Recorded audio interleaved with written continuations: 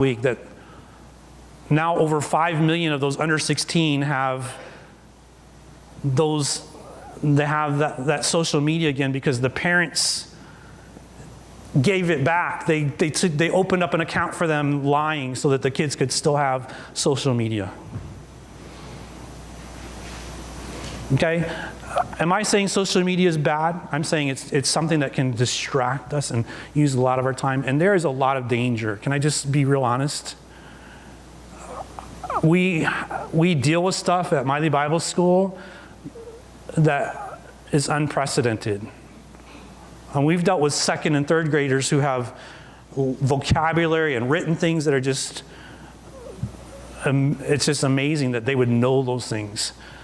Usually when it gets to that point, then obviously we have to bring parents in. We have to let them know what's going on. And most of them are like, I had no idea. You know why they have no idea? Because they're not guarding. I don't even know how I got off that far from what we're looking at. Distractions. Pray for us that we would not be distracted. There's discouragement. Paul talks about in 2 Corinthians 11, he talks about he went through shipwreck and he went through beatings and he was stoned to death and left. And then he says, and on top of all that, he said we have the weight of the churches.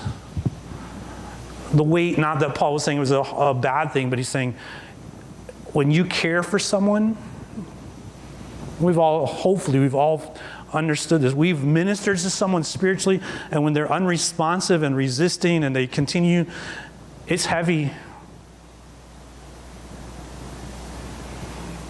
And people who care and minister, they have discouragement sometimes because they're people who don't respond. And Paul's saying, pray for us. There's deception. There's doubt. There's slander. These are some of the weapons that Satan uses against God's people. And Paul says, pray for us. We look at the example of the men of God. Sometimes we just read the stories and we don't think about it. And sometimes we're like, what in the world? David, a man after God's own heart?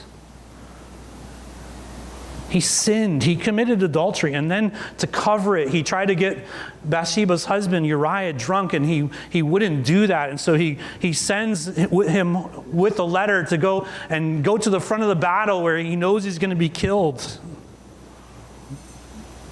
The man after God's own heart committed adultery, and then he had